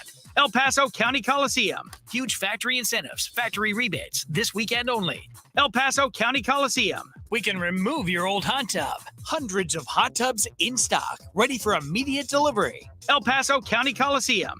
Factory direct prices. Just relax and enjoy. El Paso County Coliseum. Friday, noon to 8 p.m. Saturday, 10 a.m. to 8 p.m. Sunday, 10 a.m. to 6 p.m. Enjoy free admission and free parking. El Paso County Coliseum. Call 855-SPA-SALE or visit spablowout.com. News Radio 690 KTSM. Live from the KTSM AM 690 studios, it's Talk El Paso with Andrew J. Polk. To be a part of the show, follow on Facebook at facebook.com/Talk El Paso. Now here's your host, Andrew J. Polk. Thank you all so very much for having joined us here for Talk El Paso, airing live on News Radio 690 KTSM. I've been your host, Andrew J. Polk. Thank you for tuning in, however you may have been doing so. We are super out of time here for this show. So we'll keep talking about the issues that affect us here in the borderland. But, of course, Friday is on deck coming up tomorrow. We are definitely going to be opening up the floodgates here. I am sure there'll be something involving the district attorney's office just because that's been this week. But it would take all the comments and calls we can squeeze into 2 hours of the show. So if you weren't able to get on, don't worry. Tomorrow is your chance. So I want to thank, again, everyone that takes a part in the show. In any way, seriously, want to put yourself out there, we are definitely going to keep doing that as we do every Monday through Friday, 4 to 6 p.m. So in the meantime, before tomorrow, stay safe out there. Look twice for motorcycles when out on the road, and have a great evening, y'all. We'll see you tomorrow. Traffic all day. News Radio 690 Delays are getting a little bit longer on the I-10 westbound from the Hunter Viscount exit to the Patriot. 17-minute delays. I-10 eastbound from Wyoming to Trowbridge. That's an 8-minute delay. On the 10 westbound Sunland Park up to Artcraft, you're looking at a 7-minute backup. On the Spur Liberty Expressway from the Gateway to the Loop, 7-minute delays there. Downtown, an injury accident on Oregon Street just inside the Loop at 9th Avenue. Kerry Edwards, El Paso traffic. Portions of the following program were pre-recorded. The thought of my sons growing up without me inspired me to quit smoking. I talked to my doctors, and then I threw away all my cigarettes, ashtrays, and lighters. I started exercising instead of smoking. Getting support from friends online kept me on track. Staying away from alcohol when I was first quitting was key. Instead of smoking after I ate, I'd get up and take a walk. I missed having a cigarette in my hand, so I'd hold a pen or a straw, anything. Until I knew I wouldn't give in to temptation, I spent more time with my friends who didn't smoke. I went to places that were smoke-free. I didn't stay quit the very first time I tried. I kept on trying, and I learned something each time. Do whatever it takes. No matter how many times it takes. I quit. I quit. I quit. We did it, so can you. You can quit. For free help, call 1-800-QUIT-NOW.